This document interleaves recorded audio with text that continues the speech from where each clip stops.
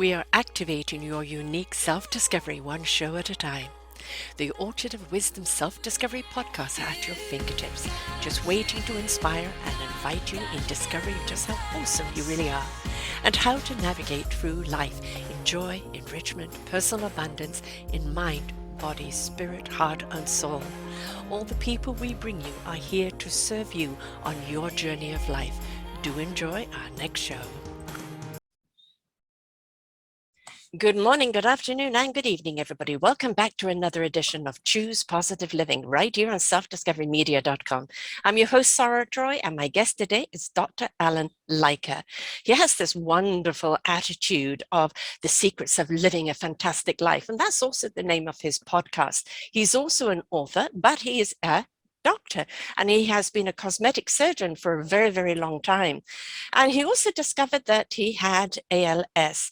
So he's really kind of gone the gamut. He still worked 30 years after that and discovered he had chronic Lyme disease, which actually is underlying of many, many things that people don't know about. But we're going to be talking about today, quite honestly, joy. How do you live a fantastic life? How do we change the dialogue from really, quite honestly, the violin of doom and gloom and the next crisis that's about to hit us to one of joy and being able to live a fantastic life in gratitude, appreciation, love, and everything else. So with his wonderful spectrum of everything that he's done and everything that he is, and now an author, book, The Secrets to Living a Fantastic Life. Let's pick his brain and see if we can see how we can live a fantastic life, because it is all about choice, isn't it, Alan? Yes, it absolutely is. People have a choice when they wake up in the morning to see the clouds in the sky, or if they see the sun in the sky, which is there. And that choice is people have to make it, and they have to make it daily. They have to make it minute by minute, and they have to change their attitude towards life in order to see the sunny side of life. The choice. I mean, and abstaining from a choice is a choice, isn't it? And we can choose to see the cup half empty, or we could look at it, okay, it's half full of water and it's half full of air. It's not empty. Absolutely. And, I would always think a person should think of it as half full rather than half empty. That's always a better way of looking at things, because you have just to add a little bit more to make it full. Right. So if it is half empty, what are you going to do to fill it up?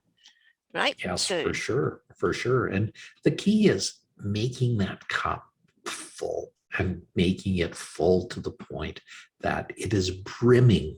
Yes. And you're just bounding with that fullness that's there. And your cup runneth over, and it becomes intoxicating for the other people around you, right? An invitation. It's an invitation, and it should be an invitation. I think it was David Goggins that said, the only thing more infectious than a bad attitude is a good attitude. So why not have a good attitude? We've certainly had our fill of the bad attitudes, and I think at this point we're saturated, and it's like we just can't take any more. And I mean, for people, it is time to switch off everything that's doom and gloom at you. And yes, we do need to pay attention to what's going on in the world, and yes, we do need to be a part of the solution, not the problem. But if we are all walking around with a heavy gut and a heavy heart, what solution can you be? So sometimes, we have to heal ourselves first before we can be a solution to anyone else. Yeah, this thing that we had, this 2 years of COVID, and every day it sounded like the sky was falling. And every day the news began with the numbers that were going on, and how atrocious things were. Now we're getting into the news of the war in the Ukraine, and we're getting into this hyperinflationary period we're in. And so again, bad news. But in the last 100 years, we've been through all of this before. We've been through all of it, and it's like waves on the ocean. Yes. That we have seen it before. We've dealt with it. We've survived it, and many people have thrived in it. I mean, I'm sure as a podcaster, you've interviewed some people that are truly extraordinary. And, I've been doing this 10 years, and it still blows my mind with some things that have happened to people that never should happen to a human being. but they made a choice to go through the healing process, discover their courage, discover their strength, discover their abilities, step into self-love, step into love of meaningful purpose, and then be there to serve others on their own recovery. These are truly the inspirational people that are the invitational people. And every time I interview someone like that, it just warms my heart, because I think it shows people that no matter where you're at, and you got diagnosed with ALS, and you're a surgeon who's doing extremely well in life, and it's like, you know, that little cosmic 2x4, you're obviously going to have a reaction at the time, because it's a pretty challenging disease. But again, your attitude towards it and what you're going to do with it is really where the challenge lies, isn't it? Well, it's not what happens to you, it's what you do with what happens. Yes, it happens for you, right? Exactly. And if you just become a victim, you're going to be victimized. Yes. But if you decide to become a victor, you're going to have a chance to beat the odds and come out the other side.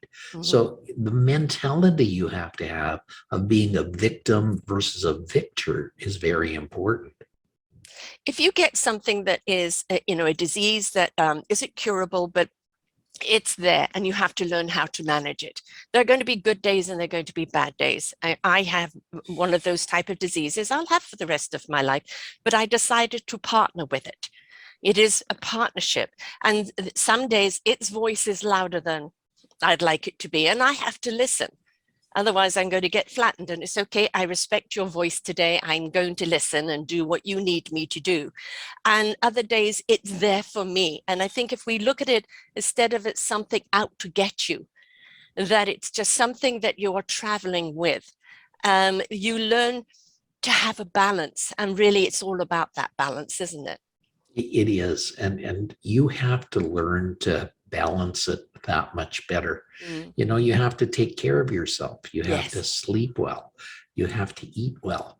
You have to do those things that are so important for you. And yes, sometimes that means that if you have a full schedule, you say, okay, this last call of the day, I just can't take. It's just too much today. Or sometimes it means, you know, I need to book some time off regularly to make sure that I stay functioning at a healthy level. But that's all part and parcel of being a person with a disease that is a chronic disease. You know, if you overdo it one way or the other, your body's going to let you know it. Oh boy, yes. In no uncertain terms. So this is why I say it's best to have that partnership where you learn to listen to each other, you know, that your chronic disease yourself. And I find that if you do that, instead of looking at it as your enemy, why have I got this? It's out to get me. Instead, it's just the same, that baggage that you carry around, you manage it and you can stay on the optimistic side of life. Yes, you have limitations. There's certain things you cannot do. Well, instead of wallowing what you can't do, look at what you can do or what you are doing now that you never thought you could do.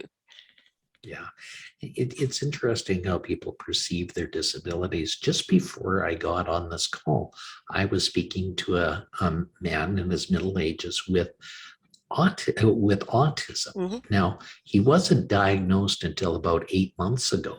So he's now had to learn to deal with this and learn to deal. But the good news is he knows his diagnosis. He knows what his limitations are. Yep. So now he has a way to build things around his limitations and is now able to do things in a way that he's never been able to do. So that is a positive outcome of this. And we've been talking about how we can help him through my show as well and help other people in the autistic community. That is a real good thing. Another wonderful lady I've had on my show is the name of Miss Gardner, who is a lady that has lost the ability to walk. So she's confined to a wheelchair. Now, she calls her wheelchair her enabler, and it has done nothing to stop her and slow her down. She still does everything in her life and does it with such fervor and with passion. along the way. So, yes, people have disabilities. Yes, people have things in their life that get in the way. I call them road bumps. And the question, if you let those road bumps become mountains, if you don't let them become mountains, they're just speed bumps that slow Yes. you down a little bit on that pathway to life. We're talking about autism. I've had many autistic people or parents of, or people, young people, and I always look at autistic people as a gift, because quite honestly, they shut out kind of a lot of the world where we don't need to go in, and they're very focused, incredibly creative. And I've interviewed those that have become authors, illustrators, musicians, and even have discovered later in life that they have the autism. And it just became a relief to actually explain why they couldn't do the things that other people could do, but that didn't make them any less than. And if we could look to maybe the gift we're getting out of something, rather than looking at it as a stigma or a barrier. Society likes everything to be kind of perfect and set up to societal standards. But as far as I'm concerned, those standards are so dysfunctional.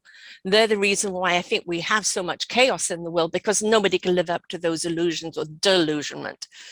Oh, for sure. During COVID, a lot of people had loved ones that passed away.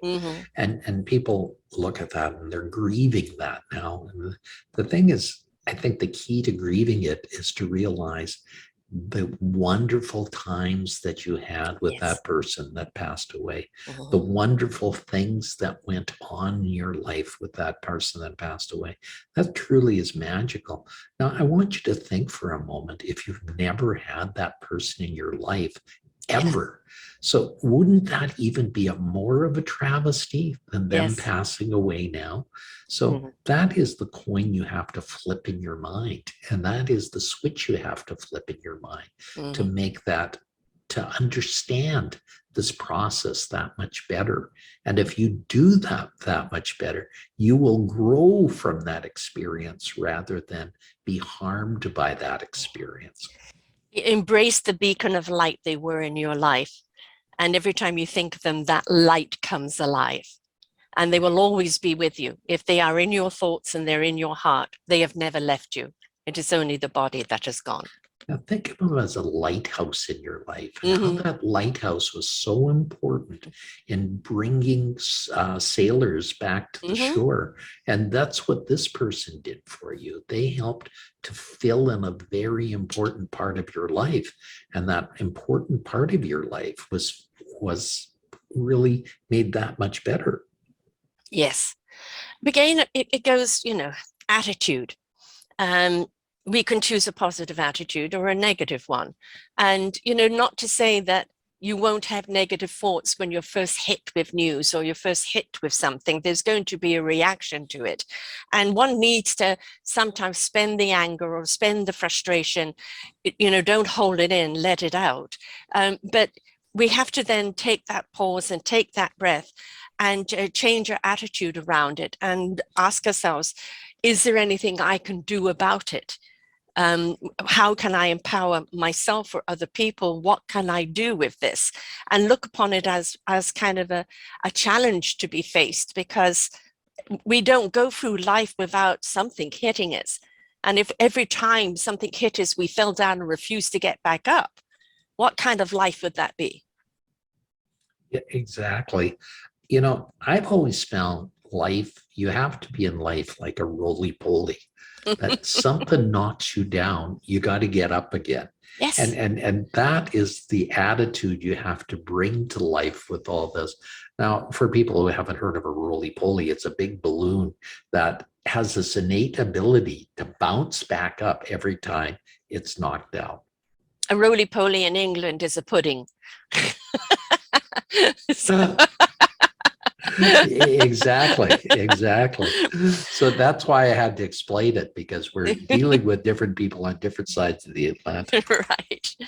You see these things at car lots, etc. And they're kind of these balloon things, and they've got their arms flapping and they're going this way and that. And one moment they look like they're completely down and then they come back up again.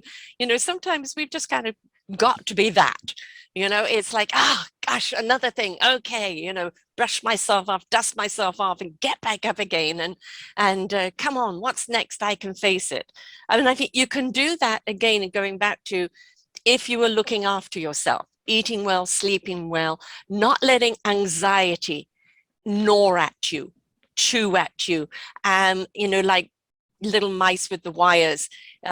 Pay attention, really nurture yourself, because when you nurture yourself, you really can face just about anything. Absolutely. And I think that starts with a mindset and a positivity that you need to have. I think it all starts with that. And it goes to tenacity, because with that tenacity, you're able to overcome anything, no matter what is thrown at you. Mm-hmm. You were a cosmetic surgeon, right? Yes, I was. And it was a field that was new when I got into it. In fact, it had just started. And so there were a lot of things that were just coming on board. There was Botox, there was these other materials called fillers that all started just as I was graduating from my dermatology schools. So I was amongst the first to adapt those and use those in my practice. And humbly, I was able to further those into the ways that they are used now. Some people will look at it, it's just like, oh, just accept the way you are. God made you like that. And it's like, if we don't feel confident or quite right within ourselves, I mean, a woman wears makeup. We do our hair, men like to groom themselves as well. So if we feel that we need a little help to give us, to maybe match the inside, the inside is feeling beautiful, but the outside doesn't quite kind of match. We need to not have any guilt on that if we feel that we just need a little filler, a little Botox, or a little something. And because, with dermatology, I had eczema through my life. And so sometimes my skin would not look good, and it always made you feel self-conscious. And it's and because quite honestly, we are again that society, what we see, we judge first instead of looking, Let deeper me in. take it back to an example that's so common in dermatology. There's so many teenagers that are ravaged by acne. And Yes. that acne really hurts their self-confidence. Yeah. It hurts the way that they are in the world. They feel like they're lepers. So it's very important that for them to get that under control. Fortunately, with the proper care and management, that children do not need to be harmed by this. So it's the same thing with all these things. These are become decisions. They become ways of looking at things. And I don't think a person should evaluate and say it's a wrong thing to do anything. I think people should decide on their own level whether it's necessary for them. But it has to be your own personal choice. I think anytime where you feel society is shaming you and you've got to do it because nobody else will accept you is the wrong way to go about it. But when you're doing it for your own choice because you know how you want to feel, you're doing it for you, then you are truly honoring yourself. Yeah, absolutely. I think that's the important thing, is that you have to do what's right for you. If you don't like your hair color, well, you don't have to live with the hair color that you have. If you don't like the way things are going, you don't have to do things. So the answer is you have a choice. I mean, you have a choice to do the way, if you want to wear a red dress and have a beautiful, the answer is that's your own prerogative. Right. And, if you feel confident in yourself, you can wear anything and carry it off, right? It all is that inner confidence. And sometimes the exterior things just help the inner confidence be so much stronger. Absolutely. I think that's very important that the inner confidence is what drives the outer confidence. Mm-hmm. But it's interesting. Your outer confidence often drives the inner confidence as well. Mm-hmm. True. Yes, you look at yourself in the mirror. I feel great. I feel, and then it just boosts everything, right? Yes. Exactly. So if you look good, you also feel good. So that's the other thing about the point as a cosmetic dermatologist. I was very proud to do what I did, Mm-hmm. is that I was able to help people just as much as anybody in the medical profession. I Yes. was able to help people with their self-esteem, which is the most important part of a person's life. That self-esteem equates to our self-value, to our confidence, to the way we perceive ourselves and the way we present ourselves to the world. So it's a domino effect that really needs to be addressed. We want to be confident inside and out. And, when you see somebody that is really confident, their aura precedes them when they walk into a room. You see them and you know that they are very comfortable in who they are, why they are, what they are. And it's before they even open their mouth, you feel them and you want to be around them. And we want to build that confidence up in people exteriorly and internally. Absolutely. And, although I have left the cosmetic field, people always ask me for advice in Mm-hmm. that realm. So that shows me how important it is to people. And it shows me how important it is for them to function on that level as well. Yes. We see, on that topic, we see, women getting older. And like 5 years ago, I just decided to let my gray hair go. It's no more coloring, just be what I'm meant to be. And then 4.5 years ago, somebody said to me, Sarah, why don't you do videos instead of just audio platform? And my immediate thought was, who wants to see this old bag on camera? And then a voice from the back of my head said, it's not about you, it's about your content. But, the forefront was, I'm older gray-haired woman, and we perceive that everything should be the beautiful, spunky person. And I think this is something that we are learning to get away from, is that it's not all about youth. We are looking today even more so at people 50, 60, 70s, 80s. And the oldest I've interviewed is 91, and she has her own TV show and she's spunky as hell. It's, if we've still got something to give, the age shouldn't matter. Absolutely. And, I think it's important to realize that as you get older, certain things are not as good as they used to be. But, for the most part, age is a number. It And is. that is what people have to realize in all this, that age is something that can be overcome by attitude. And that is another thing that is important to understand in all this. I think it's also a privilege. We see so many people going early in life. And I think, with each birthday, it is, we've accomplished another year and we've still got more to give. And I live with a lady who's about to be 89 next week. And she still drives. I mean, she chased a dog down the road the other day because it came off its leash, and she's as spunky as hell. And yeah, a few things are going, like short-term memory and things like that, but she's an inspiration to so many people because of her zest for life. And I think, again, going back to that attitude, how are you looking at life? Because how you look at life is how life is going to treat you. Absolutely.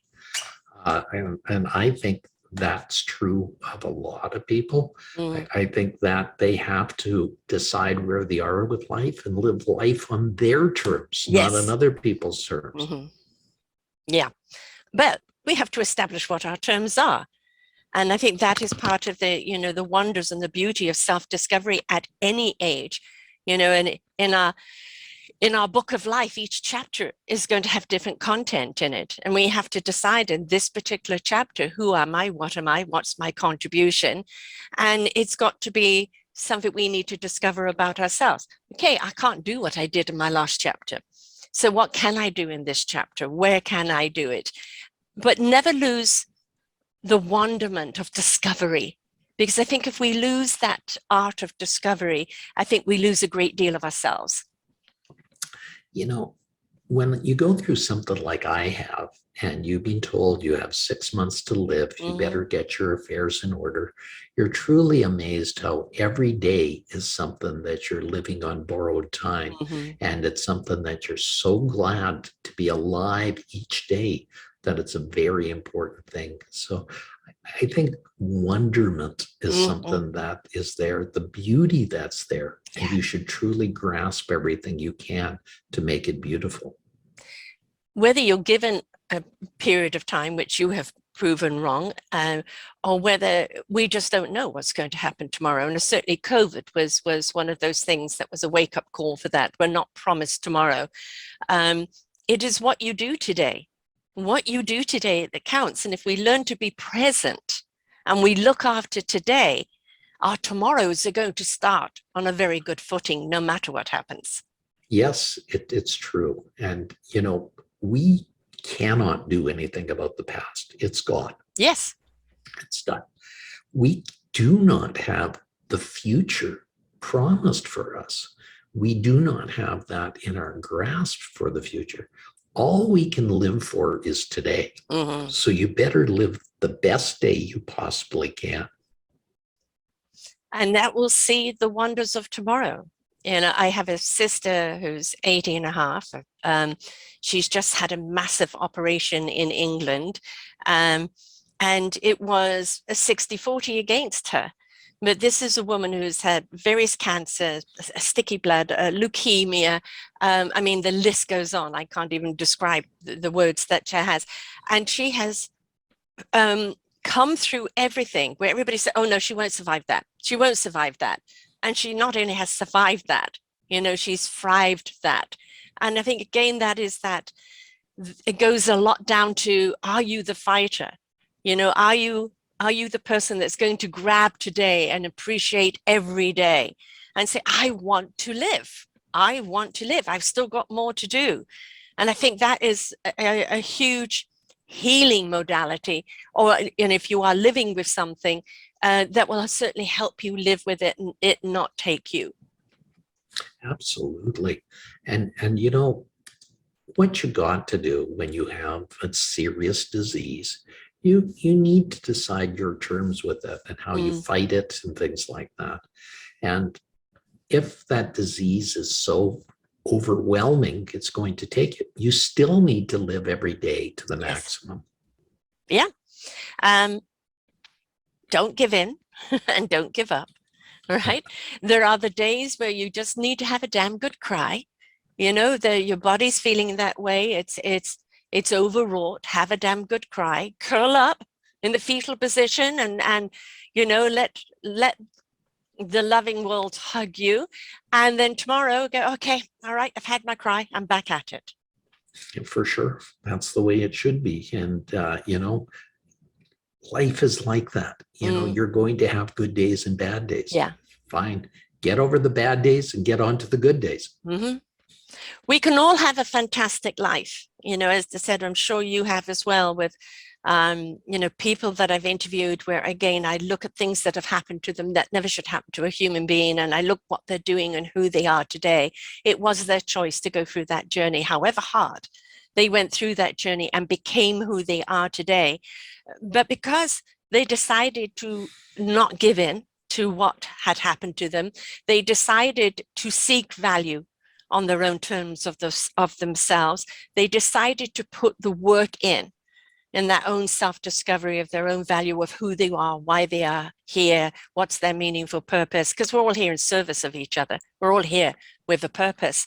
And I think they are some of the most courageous and inspirational people that we will ever get to meet. But we have to be willing to go through the process. There's no quick, go into the surgery one moment, come out and it's all beautiful. There's always the healing process. There's always something we have to go through. If we're not willing to go through it, how are we going to get to the other side? Absolutely. And when we go through those trying times, we have to realize they're blessings. They allow us to appreciate the things on the other side that much more.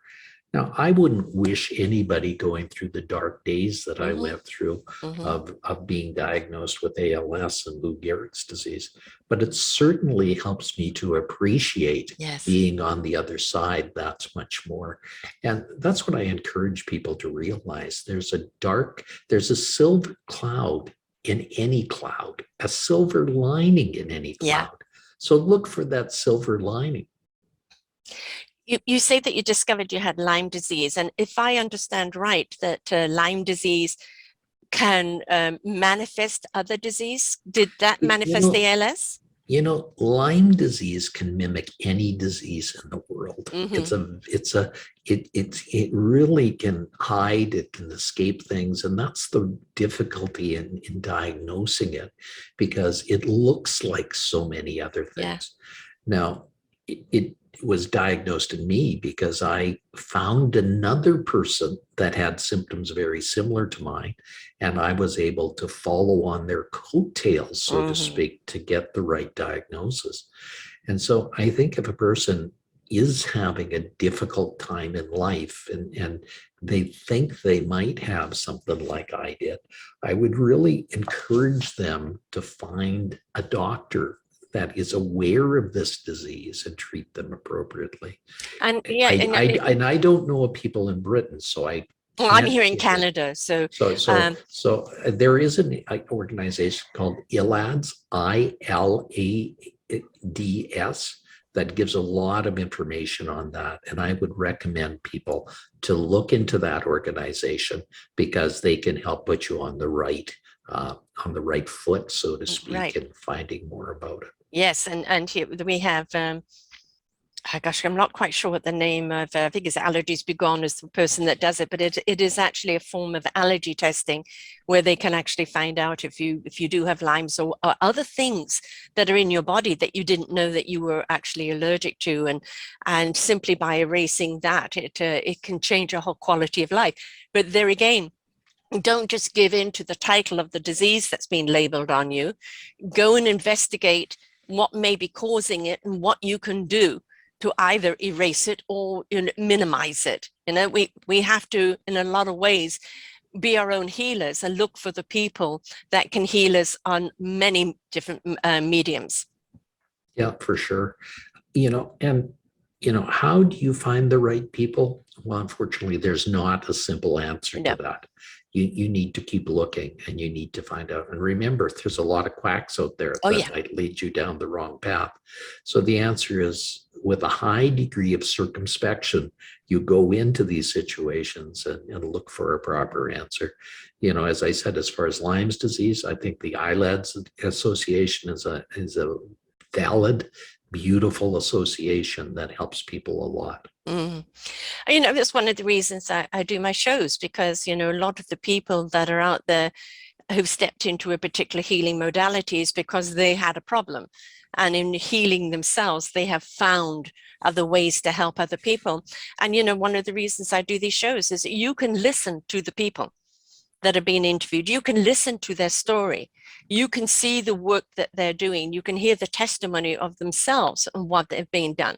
And it's almost, that quote infomercial that is, they're their own testimony. So by listening to them, you can then feel, I feel I can trust this person, or I really want to listen. I want to reach out to this person because I've heard their story, or I've heard the way they've done it. And it's not just, that flash on the internet, come and buy from me. So I think if we're willing to listen, and we're willing to let us go through the beautiful libraries of podcasts that are out there and listen to the people that have gone through the processes, and we learn from them, it applies to us. And it's up to us to take that action in life and not just sit back, but listen, learn, and apply.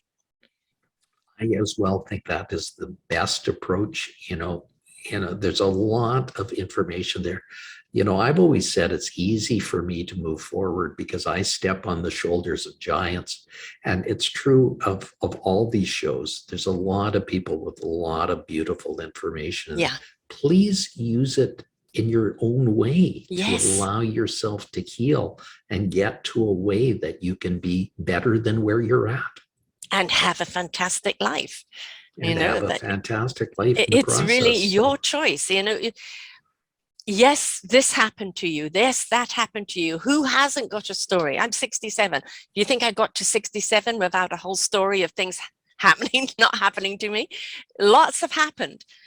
But it's what you do with it, right? Yes, you go through kind of the resentment, or you go through the anger, or you go through the pain, but you've got to take yourself through that and get to the other side of that and rise above it so that you can move on into life on your own terms and seek out life. If that was a bunch of lemons that were given you, well, how much are you going to make lemonade? Make money off the lemonade stand, right? There's your revenge. Absolutely. So, life will throw lemons at you. It's your choice whether you perceive them as lemons or whether you make lemonade out of them. And that's what you have to really do in your life to make it better than what you are. It's really your obligation to live the best life you can. I'm glad you used that word, because I'm always talking about it's our responsibility. We've got to own it. It's our lives. We own our lives. We haven't always got the choice of what happened to us, but we do have the choice of what we do with it. And it's our responsibility. And while you're busy pointing a finger at everybody else out there, there's three fingers pointing back at you, saying, well, what are you going to do about it? How are you going to approach this? How are you going to let it affect you? And if you're seeking the revenge, then you're going down that rabbit hole that is going to consume you. Your best revenge in anything is being abundant, being enriched, and being a beautiful, fruitful soul. That's always the best revenge on anything. Absolutely. You have a choice to live the life you want. Remember, it's not what happens to you. It's what you do with what happens. Yes. And that is the purpose of my book. It's the purpose of my podcast. It's the purpose of my syndicated radio show. Remember, it's not what happens to you. It's what you do with what happens. Yes. Yes. Is this your first book that you've written? The Secrets to Living a Fantastic Life? I've been blessed. When I was a cosmetic surgeon, I wrote 17 books as a cosmetic surgeon. And then in 2020, I had 3 best-selling books that hit the press in that year. One was The Secrets to Living a Fantastic Life. Another one was The Pillars of Success, which I wrote with Jack Canfield, who's famous for Chicken Soup for the Soul. Yes. And then there is another one I wrote called Blue, B-L-U, Business Life in the Universe, which I wrote with my good friend Corey Poirier. So I'm being blessed with 3 best-selling books in the year 2020. Wow. Yes, that's definitely a blessing. But, it's all about timing, isn't it? I find that, you have good intentions. I'm going to do this and I'm going to do that. And then life has interrupted us and it pushes you in a different direction. And then you realize that direction that it's pushed you in was actually the road that you should have gone down in the first place. But sometimes we have to wait for that synchronicity to happen, for the right person to be in the right place at the right time, for the right things to happen. It's always interesting that way. And, I had the pleasure of this a week of interviewing a person by the name of Mrs. Carlson. Now, her husband, Richard Carlson, was a brilliant author. He had written 10 books in his life. And the last book he wrote was called Don't Sweat the Small Stuff, and it's all small stuff. Yes. Now, 9 of his books did not hit the mark. The 10th book hit the mark, and it became a bestseller. Unfortunately, he passed away from a pulmonary embolus soon after it was written. Now, Mrs. Carlson has taken over that and written more books in that venue now, and literally has taken it to another level. Yeah. So it's important to realize that even though you write, that not one of them could ever make it to the level of success that you wanted to. But the interesting thing is you got to keep writing. And if you keep writing, eventually it gets there. Jack Canfield and Mark Victor Hansen went to hundreds of publishers for Chicken Soup for the Soul Mm-hmm. and was rejected by hundreds of them. Right. Yes. There was another author, I think gosh, I can't remember his name because I'm going back into the 70s, but I know he was rejected 1,700 times or something like that. And then finally. Well, also the lady who wrote Harry Potter Yes. was Oh, yes. rejected Yes. over and over and I bet over they're again. kicking themselves now. And then it became a big success afterwards. So the thing is, if you have that fire in your belly and want to get your books out there, you have to persevere. Yes. Because that's where it comes out, and that's where the true wonder of that book comes out. And not every book is going to make it. No. But the perseverance makes it. Yes. But that goes with absolutely everything you do in life. I mean, I don't do podcasting and I've put this out with people. If you want to be a podcaster, you're not doing it for fame or fortune. You can kick those to the side right away. You're doing it because you truly want to honor people's stories, and you really want to represent people in all that they've been through, because they're a beacon of light for others. And if you're not doing it for that, then maybe you need to relook at the why you're doing it. Because if it's for ego, that ego can only go for so long before people just get bored of it. They want content, they want substance, they want something they can walk away with, something that they can apply to their own lives, something that lifts them up or gives them an encouragement, something that even is an aha moment. That's the reason why they listen. They listen for that maybe one moment or several moments that can have an impact on their lives. Absolutely. And that one moment is all that's necessary sometimes to put on the light bulb for people to change in their lives. Sometimes it's just that one little incident that makes it happen. And so this is why you do what you do, and I do what I do, because we're hoping that we'll put that light on in the darkness, that all of a sudden will illuminate the darkness. Yes. Yeah. That's why I call my shows Illumination. And, inspiration does beget invitation. When you're inspired by somebody, it invites you to look at and go, well, what can I do? If it was possible for them, surely something must be possible for me. And that's really what we want. We want these shows to be encouraging.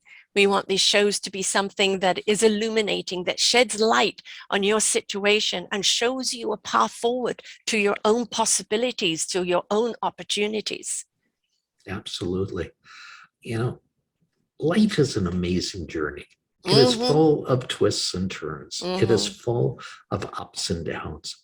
You need to grasp and experience this in all the ways that it is. There will be hardship, there will be heartbreak, there will be difficulties along the way.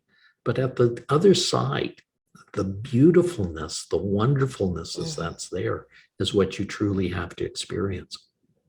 And also it's not like the euphoric moment, like when you first fall in love and you're up on cloud nine. It is that deep breath and release, it's that still moment, that calm moment, that yes moment, rather than, when Sally met Harry moment. We want it to be something where you feel so calm and at home and at peace with it. And when you get to that state, then you've arrived. Yes, exactly. That is what I think people should aspire towards. And I concur with your thinking on that. I think if people take a moment and think about things, that is one of the greatest moments that they can have. That solitude moment is a great moment that people should gift themselves with regularly. Yes. I drive to my daughter every week, I have a 15-month-old grandson, so I go down 2 days a week to look after him. And I live on Vancouver Island, British Columbia, and it's a beautiful drive. We go over the Malahat, we have all the trees, and then there's all the ocean and the lakes and everything else along the way. And I don't have the radio on, I don't have anything. I just let the atmosphere speak to me, and it always uplifts me. It always makes me feel comforted. And I think it's like nature has so many wonderful things to give us. And if we could just, take off the earbuds and stop being in such a hurry and just get in amongst nature, the rustle of the trees, they're busy speaking to you, the breeze through your hair, clearing away the cobwebs, the water on your feet, washing away the woes. Be immersed in nature because it is such a healing, nurturing, and connecting vibration that nature can give us. Same with animals and children. I agree with all that. A walk in nature is such a beautiful thing, and you should take the advantage of doing it when you can, because that is a beautiful way to cleanse your soul and to get back in balance with the forces of the world. You're going to feel angst, you're going to feel anxious, you're going to feel whatever, because that's life. And this is where, sometimes the repression and the atmospheric is there. And when you notice you are there, what are you going to do to make sure you can remove it and put yourself into a more clearer, positive mindset? And sometimes that means you've got to walk out of a meeting or walk out of work or walk out of a situation or an argument or a conversation and say, I need to take 5, I need to take a breath, and go and collect yourself so that you can come back more on an equilibrium. Because if you stay in that environment, you're going to get swallowed up by that environment. Absolutely. I think that's what's very important. And if you can't control it, if you can control the environment, then maybe you shouldn't go into that meeting to begin with. And maybe you can put the brakes on that situation even before it occurs. Or if it does occur, the answer is maybe you can take a minute and do some breathing. There's a beautiful way to do square breathing where you breathe into the count of 4.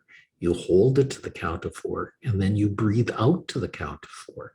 That immediately reestablishes your equilibrium and allows you to take control of the situation without having to be in any dour situation as a result. I like to do that if I'm doing a presentation or if I'm in a meeting. Everybody's coming in with, some sort of chatter from before. And I like everybody to take 3 very deep breaths and just rest in that last exhale, because I find it clears everything and puts everybody on that same vibration, on that same frequency. And now we are ready to address without all the other stuff there. We don't actually look at breathing as the real brilliant tool that it is, but without breath, where are we? I don't think we'd be anywhere. The breath is the number one thing that keeps us going. Yes. If we don't breathe for 3 minutes, we're technically dead. Yes. Yes. I'm an asthmatic, have been since the age of 2. Believe me, I appreciate breath. But it is also that beautiful pause that breath can give us. You're about to react. Take a breath. Just slow down for a moment before you react. Don't be reactionary, maybe respond in a way that is more collective rather than reaction, which we know is going to be explosive. Exactly. I think it's, if you're in a situation that you're angry, it's quite often best to back off. Yes. Don't blow up and just let the situation be controlled. And, if you're mad at a person, and you write a letter, but don't send them that letter. Yeah. Let it sit for 3 days. Yes. That is actually something I always say to people, and also something I used to say with my husband. He can't hear me, but I used to write. And the first draft is getting all your angst out. And then you've said it, you've spent it. And then your second draft is getting to the point of what you want them to hear. And that is, then you can send that without any of the animosity in there. And again, this is another big word that we don't give ourselves, is time. Time to sort it out, time to take the pause, time to take the breath, time to take all the beauty and everything that is around us to be grateful for. We've put our foot to the pedal and we're on this destination road and we've forgotten life is about the journey. Take your time. Yeah, take your time. It's not a race. It's Mm-mm. more of a marathon. So Yeah. make sure you realize that along the way, it's good to smell the roses along Yes. that marathon rather than just try to win it in this headlong thing. It's called breakneck speed for a reason. Mm-hmm. Mm-hmm. And the people reach that destination. I don't know how many people I've interviewed that have been big CEOs, had their own company, had everything. The fast car, the big house, all the money. And they said, I'm a slave to it. I have no time for me. I have no time for my family. I'm utterly miserable, but I shouldn't be because I reached the goal that everybody told me would make me happy. Absolutely. I've talked to a lot of people that have gone through burnout, and Yes. they kept on going until they literally hit the wall. Yeah.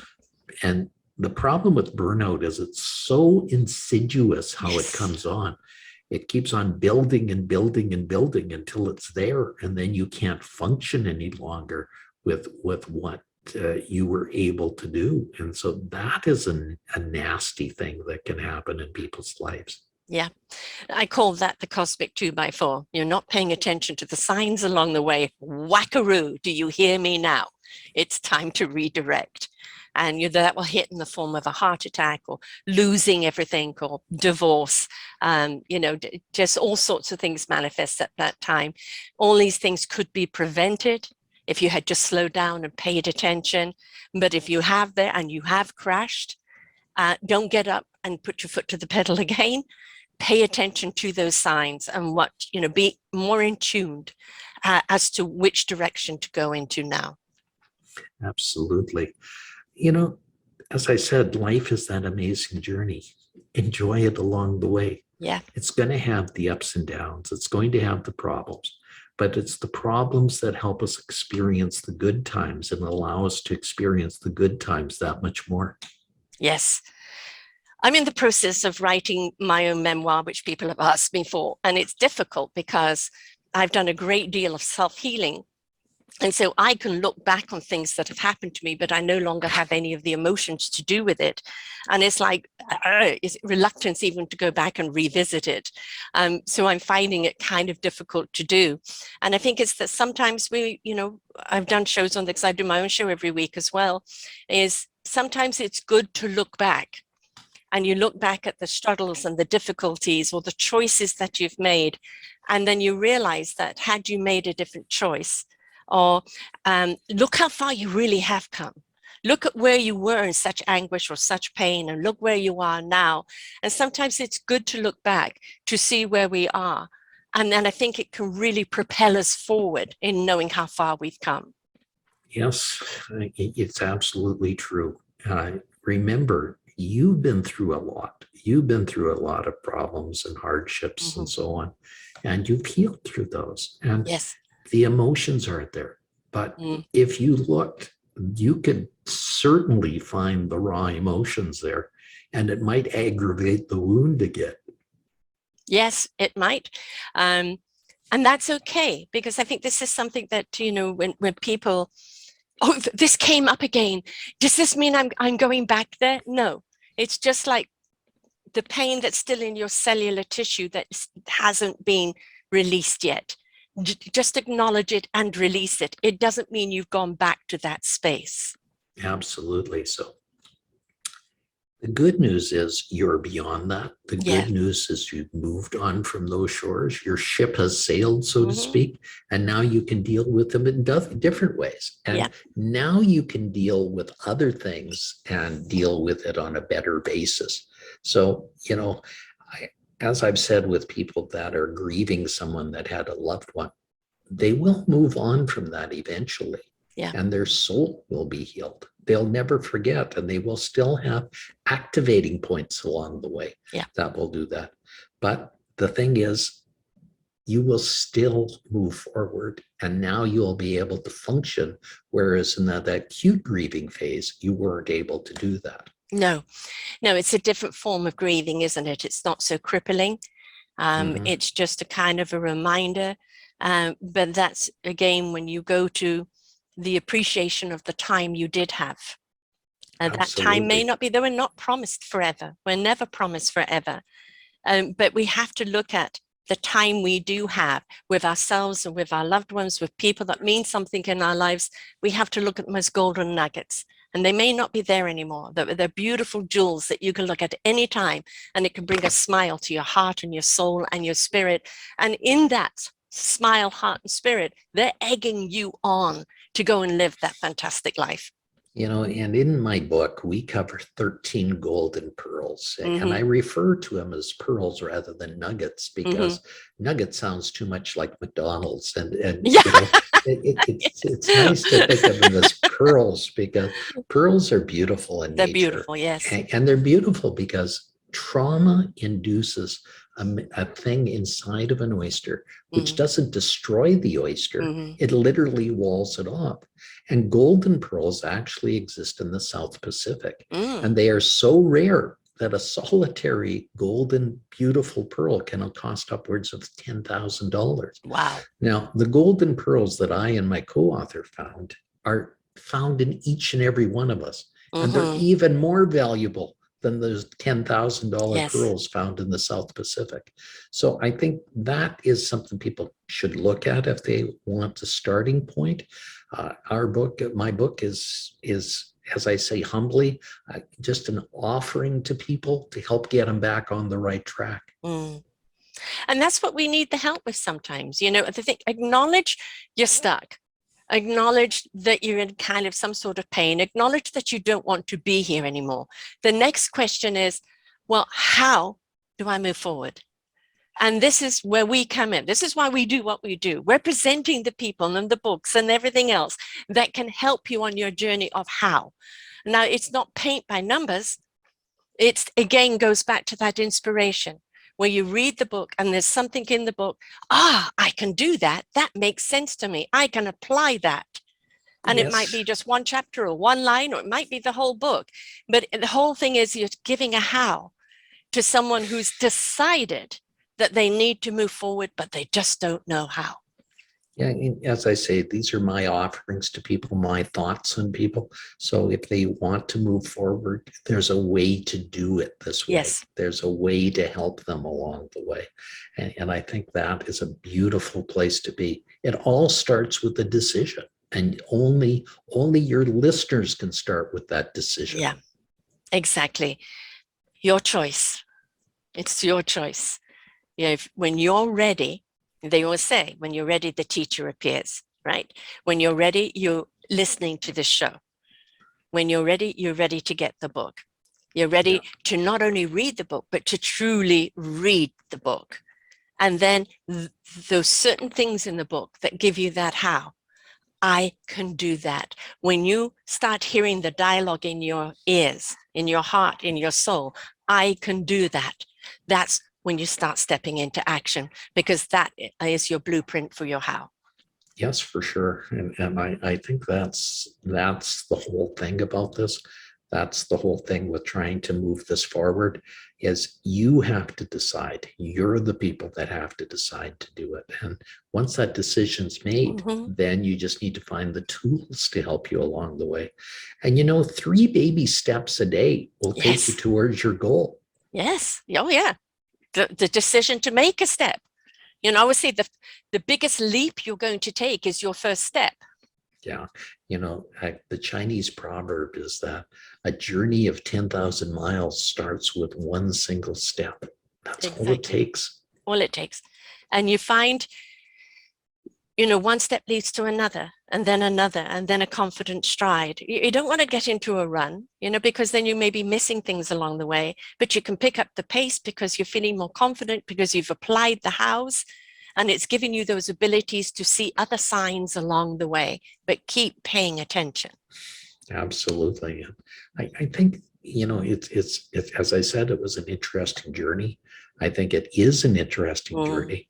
And you have to be responsible. You have to be in the driver's seat of it. Yes. Yes. You don't need permission from anyone else. The only permission you need to give is to yourself. I am ready. I am worthy. There is more to me. There's more to my life than this. And I want to know how to move on. That's the only permission that you need to give. Nobody else can demand it from you or give you permission to do it. It's your choice for your life. Absolutely. I think that is what everybody has to decide to do. But, I think there's more of our listeners out there that are ready to make that decision, that are making that decision every day. And they just need a little bit of help along the way. They just need a little bit of help from you and from me to make that happen. I consider myself supporting the supporters, and everybody needs support along the line. And it is, there's no shame in needing support. There's no shame in leaning against someone and saying, just like, help me stand. And then, but, making the effort to stand on your own 2 feet and saying to yourself, I don't want to stay where I am. I do want to move forward. And then doing your due diligence of taking the journey, listening to podcasts, reading books, taking the time out from everybody else's demands of you and placing that time upon yourself in your own journey, in your own recovery. That is not being selfish. That is an absolute necessity to you surviving life. Sure. Very well said. Very well said. I'm agreeing with you there. Now, having said that, how do people find the book, and how do they find your other books? The best place to find anything of this is on my website, dralanlycka.com. Can you spell the Lycka? Yeah. Yeah, DRALLEN, Lycka, LYCKA.com. That's where people can find out things about me and know everything about me there. And if they'd like to know more and get more, they can order a copy from my book, or they can get it right there, or they can get it on Amazon.com or Amazon.ca. That's probably the best place, because that way they can get it around the world. Mm-hmm. And it's printed in your own neighborhood and gets delivered right there. The other thing is, if they'd like to have a free 15-minute discovery call with me, I'd love to offer that with them. It's called Coaching with Dr. Lycka. That's DRLYCKA.com. coachingwithdrlycka.com. And we will gladly put that 15 minutes aside for you and help you get organized. Excellent. And your podcast? My podcast is called How to Live a Fantastic Life. It's on a network called AM/FM 24/7. And we have 12 shows a week, so people can catch it there. 12 shows a week. How long are your shows?